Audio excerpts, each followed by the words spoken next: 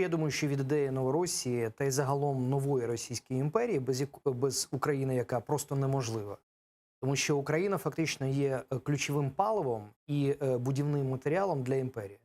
Ми це бачили у 1722 році, точніше 21 році, коли Петро створив першу імперію. Мгм. І без України він цього не зміг зробити.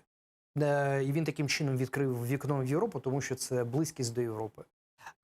І з того часу він вкрав і назву Русі України, і стала Росія, до того це була Московія, ну і так далі. І історію вкрав.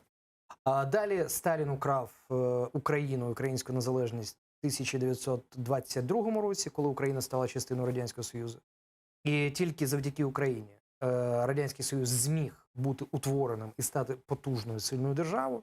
Точно так же і Путін сьогодні розуміє, що без України нова Російська імперія просто неможлива. Тому він за неї буде битися. Тому ті, хто є тими ж послідовниками ідей, які сповідує Путін, там дуже багато ідей навколо Олексія Іванова.